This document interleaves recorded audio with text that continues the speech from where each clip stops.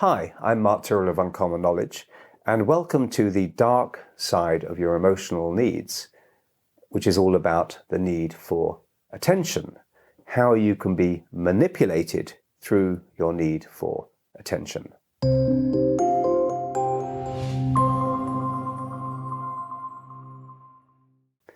Now, I heard a story once, I don't know whether it was true, but long before mobile phones or cell phones were a thing, a group of people were driving through a desert in punishing heat, and as terrible luck would have it, their vehicle broke down right there in the baking wilderness. And they were stranded for days, and drop by drop, their water supplies started to run out. And slowly they began to die of dehydration. Now, one man eventually became so deliriously thirsty that he succumbed, and he drank engine oil from their vehicle. He drank so much of it that he died. Not half an hour later, the others, weak and dehydrated beyond belief, were rescued and given fresh water. The man who drank engine oil had a need, a real undeniable need. He felt he was meeting it somehow, but the effects were deadly. So true or not true, this tale is a perfect analogy for how emotional needs can make us just as vulnerable and drive us to just as crazy actions.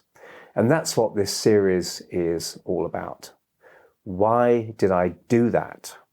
Why did I start smoking, guzzle cake all night, fall for that conniving con person, con man or woman, willingly kill myself just because the cult I'd joined told me to do it? How could I have been so stupid? Why do otherwise rational human beings do crazy things? This series on the dark side of human emotional needs seeks to answer just this question and to show you how you can use this understanding to help yourself and other people in your life, whether they be clients if you work with clients, or relatives or friends or lovers. Okay. In this first piece, I want to give you an idea of how a thwarted need for attention can ruin lives. Mysterious motivations. We all have basic primal emotional needs. These needs are central to understanding human givens psychology. When we meet these needs healthily in a place where satisfying them won't cause problems, we have spare capacity freed up to make good judgments and pursue long-term objectives. We have space in our emotional lives to work for a wider cause than the self, or to improve the self in the long term. The healthy fulfillment of emotional needs is at the core of good mental health. There's no doubt that understanding emotional needs helps us be better practitioners and may save the world. As a reminder, all people everywhere to varying degrees have a need to give and receive attention, to feel safe and secure, to heed the mind-body connection, to have a sense of purpose and meaning, to feel a sense of connection to community and of making a difference to the world, to be stretched, to be creative and to face manageable challenges, to experience intimacy, to feel a sense of control or autonomy in their life, to feel a sense of status, to feel valued, appreciated, and respected. Now, when we're not meeting our emotional needs enough and in the right way, we're said to be vulnerable. Lonely hearts beware. So lonely people, people who don't give and receive enough attention, have a sense of meaningful interaction or intimacy in their lives, or feel part of a group, become vulnerable because these needs remain unmet. People who are unable or find it difficult to meet their needs, perhaps due to environmental factors or a condition such as autism, are also vulnerable. And vulnerable people are very prone to depressing when they ruminate on their needs which remain unfulfilled. Such people, those whose emotional needs are not met adequately, become so vulnerable to their own emotional drives that they, like the man in my analogy who drank engine oil, become prone to danger. They can also be vulnerable to the influence of people who seem to give the person what they need emotionally, at least at first, but are unscrupulous. So there's a reason so-called lonely hearts killers target lonely people. They know their victims are so desperately searching for water, so to speak, that they might just drink petrol. Let them drink, but not all from the same glass. So psychotherapists work to help their clients meet their needs in balance in their life. They help their clients understand these needs and remove what may have been blocking the completion of these needs.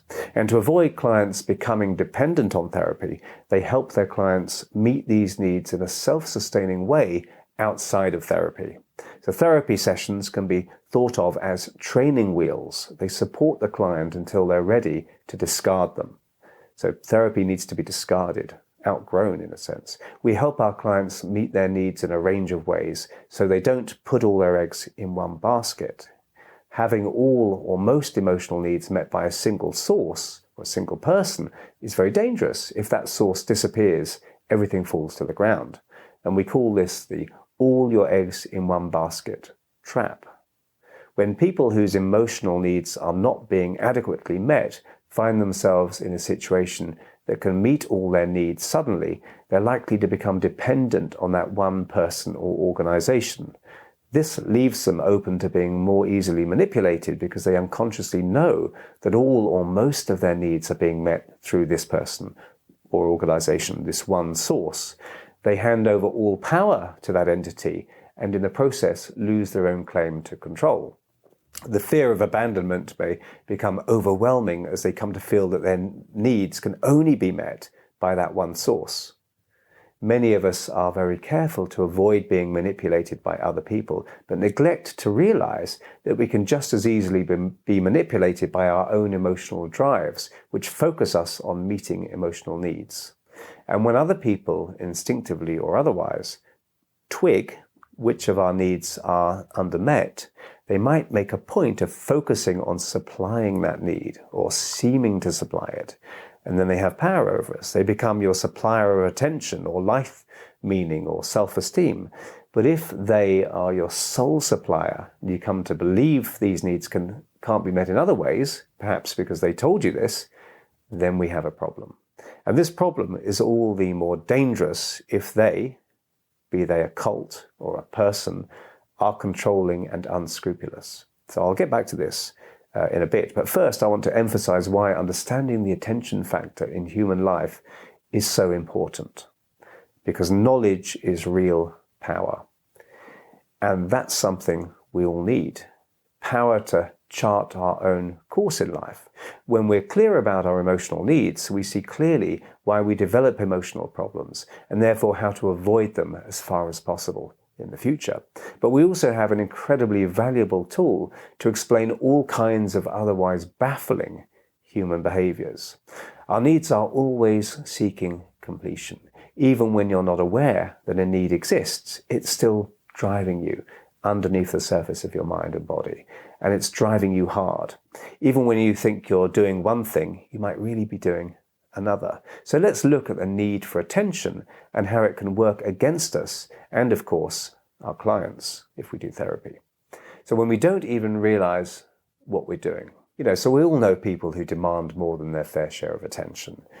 They talk at length and expect you to listen when they're talking, but can't seem to focus when you're talking. Every time you manage to squeeze in a few words, if they let you, they're itching to snatch back the attention and using that time to rehearse what they're going to say next and not really listening to you. The natural reciprocal back and forth flow of attention just doesn't seem to happen. You could be any old giant ear sitting there. In fact, an ear might be preferable to them. At least it can't interrupt. People like this can be hard to be around, at least until they've drunk enough from the cup of attention to calm their inflamed need. Okay. If someone keeps asking for reassurance or advice, but never actually heeds it, they're not asking for advice, they're seeking your attention. It's harder for someone to say, I'm seeking attention, than can I have your advice? Besides, they may genuinely believe they're seeking advice. Self-knowledge isn't easy. The best psychologist is the one who can see what people, and they themselves, are actually doing, not what they say they're doing. Different personalities at different times require different quantities and qualities of attention. Some may not care what kind of attention they elicit, good or bad, while others may want approval and fear being seen negatively. On the flip side, the need for privacy or me time may be indicative of a need for less attention for a while, because you've been overstuffed with it, perhaps. The need for attention reaches just about every part of human life and is so important to understand. You may have heard of the Hawthorne effect, named after a study done in the 1920s and 30s in America, in which workers in a factory were observed to see what changes in working conditions would increase their happiness and productivity. And after many external changes to their working environment was made, it was concluded after many months that it was the interest and attention the workers received from the researchers that made them happier and better workers, not the conditions themselves.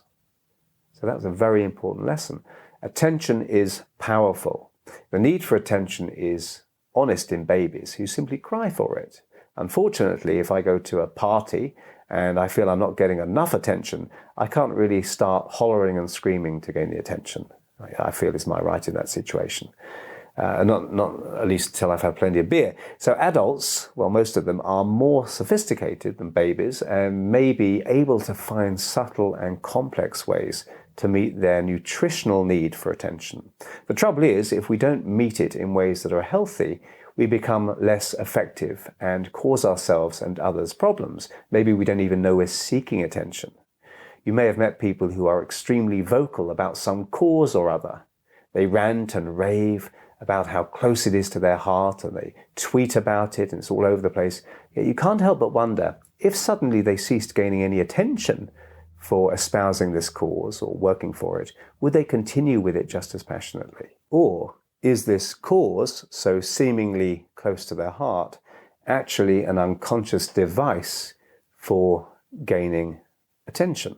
And you might say, well, it doesn't matter as long as they're doing good.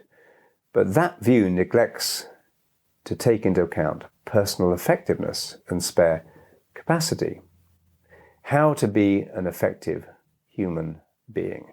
The well-worn analogy for this is a man who hasn't eaten for a week, but believes his primary need and focus is to learn Spanish at night school. Okay, so he thinks he has one need when he really has another.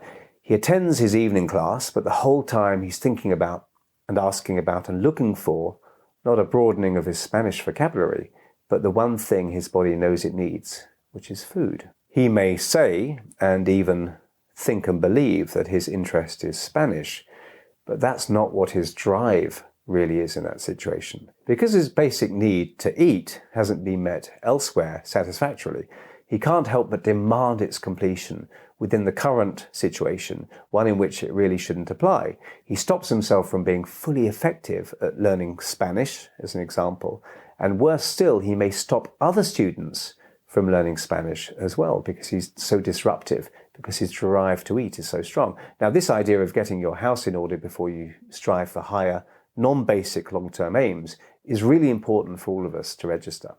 And it's quite an ancient idea. Centuries ago, it was a requirement for certain types of spiritual activity that the applicant for study be meeting his or her emotional needs before they could seek higher fulfillment.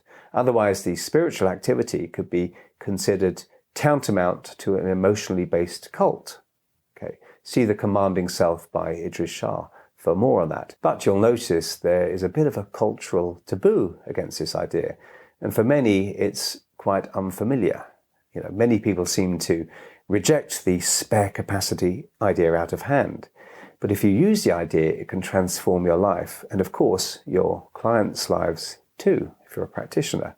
There are other ways the drive for attention can cause people problems, both emotional and social, and block personal progress. The untamed drive for attention can cause us to seek attention, be it good or bad. Not receiving, for example, or being able to give healthy attention at home might cause a child to seek it at school. Disapproval is still attention. And eventually, when we want not just any, but a certain kind of attention, we may say we want respect, although for some, the word respect has been misinterpreted to mean fear. Some people may get a kind of secondary gain from the attention their emotional or behavioral problems elicits. They may perhaps unconsciously fear they'll lose a source of attention, perhaps a partner or friends, if they get better, especially if the problem has been long-standing. Attention may need to be withdrawn from one area, the problematic behavior, and extended to more positive aspects of the person's life to encourage them to actually let go of the problem.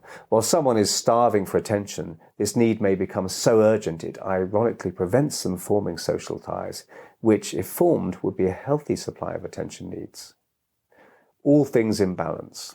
It isn't that we shouldn't meet any of our attention needs from activities that aren't ostensibly social, but if following the cause, or whatever it is, or the learning, or any other activity is mainly an unconscious vehicle for getting attention, then we will be less effective than if we had a clean slate or spare capacity from the need being adequately met elsewhere. Our decisions may be predicated on how much attention does this give me personally, rather than what is best for the wider cause or the situation.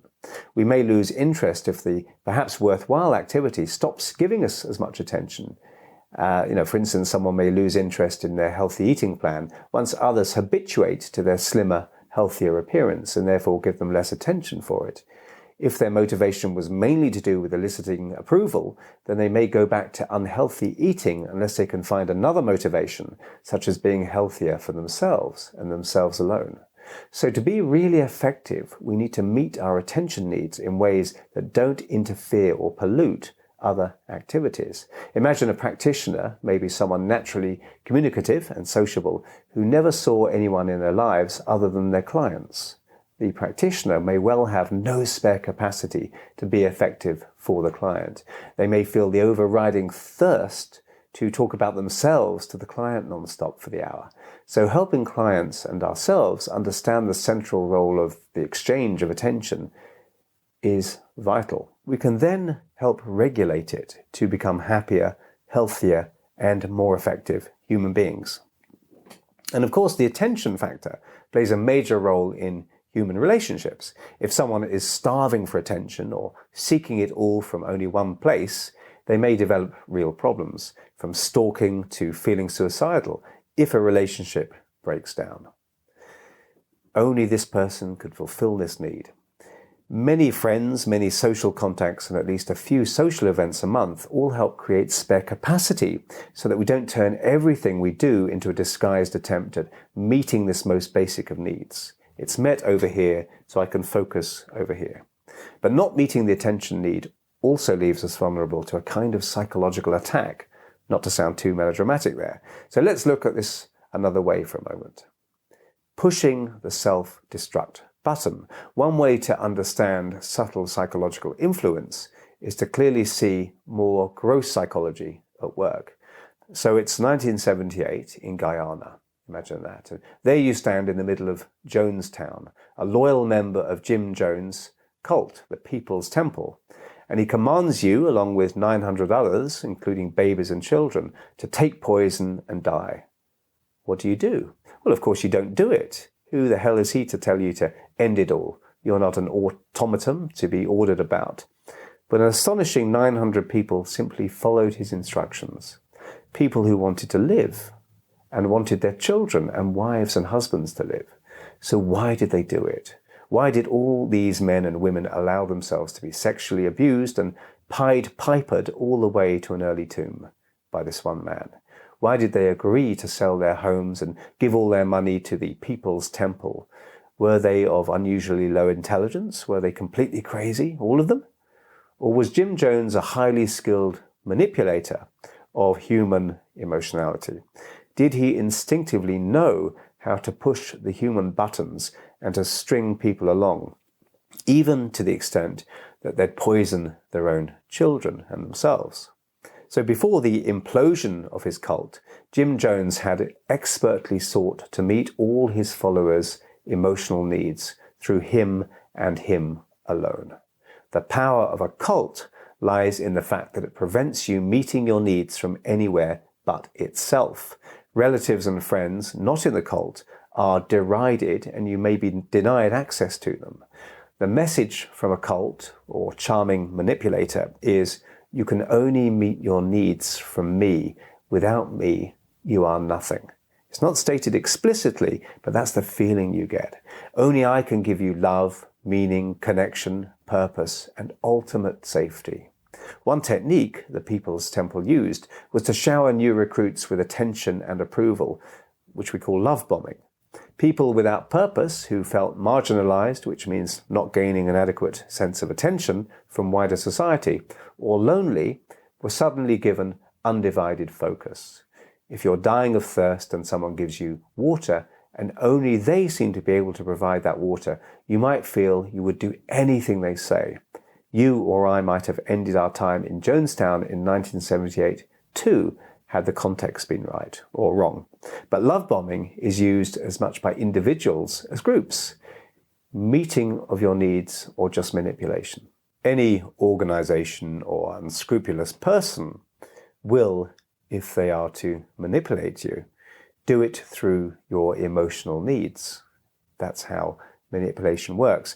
They'll seem to offer you the easy completion of many of your emotional needs, and even physical ones. And for someone whose needs aren't being met adequately, this can feel overwhelming, like drinking from a trough after walking through a desert. So you might ask, what does she see in him? And a better question is, what does he seem to give her, and how can she otherwise meet that need? Okay, what is it that what need is he seeming to meet in her? I've worked with both women and men recovering from tumultuous and traumatic relationships with narcissistic manipulators. And here are the kinds of things I've heard hundreds of times. So they say things like, at first he showered me with affection. He was so attentive. It was all about me. It was overwhelming. Or, I was new to the area and didn't know many people. He seemed so besotted with me. He would text me 20 times a day, send me flowers and tell me he loved me.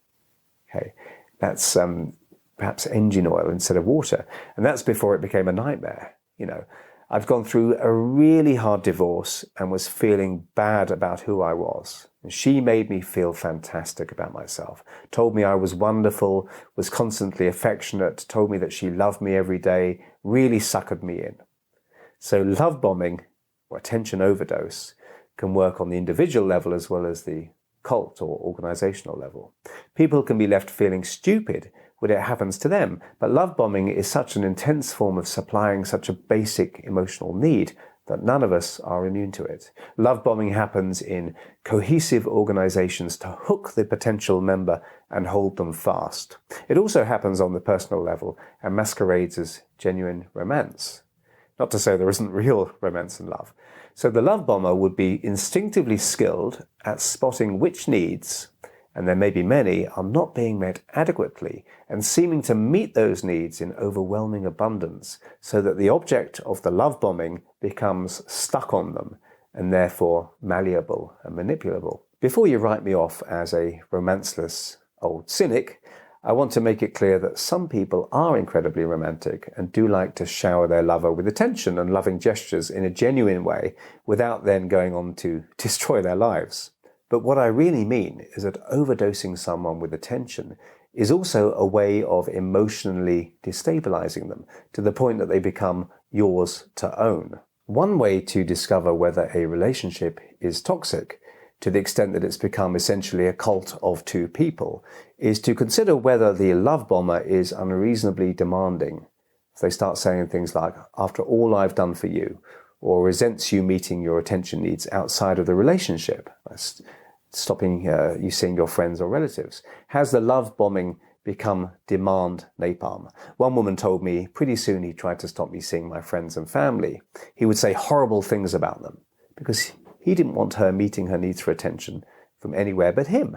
Any cult will want to be the sole source of influence on you, even if there's just the two of you in the cult. So to summarize this brief exploration of the flow of the human need for attention, firstly, the giving and receiving of attention is a legitimate and vital human need. When the need is not met, people suffer mentally and eventually even physically. See reference 1. Being too desperate for attention can make it ironically harder to build the relationships that might become a stable source for the completion of this fundamental need. A neat but horrible vicious circle. If we don't meet our attention needs in social ways or within familiar settings, the need may build and seep out to pollute other enterprises.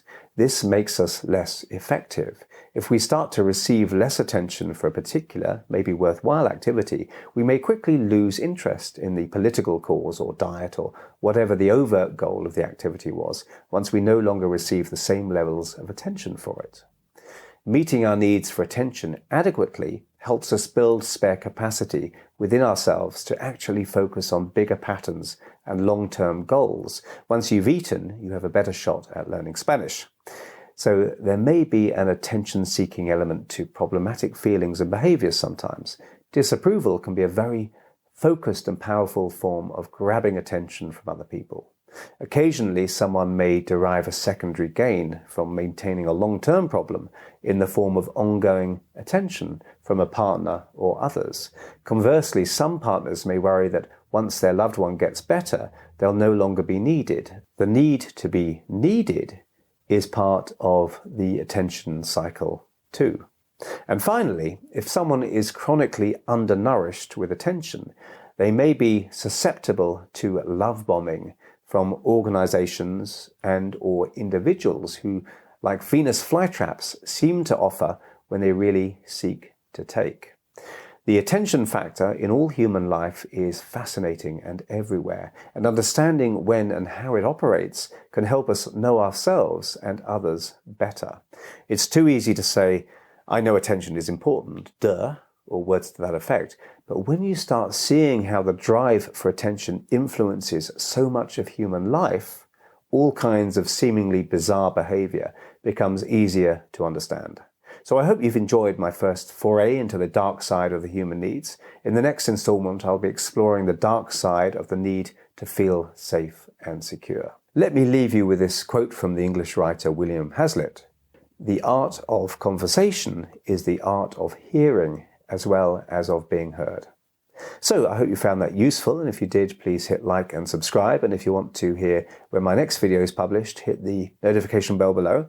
I'm Mark Tyrrell of Uncommon Knowledge, and if you'd like to subscribe to my email newsletter, you can find it over at unk.com/blog. That's unk.com/blog, and thanks for watching.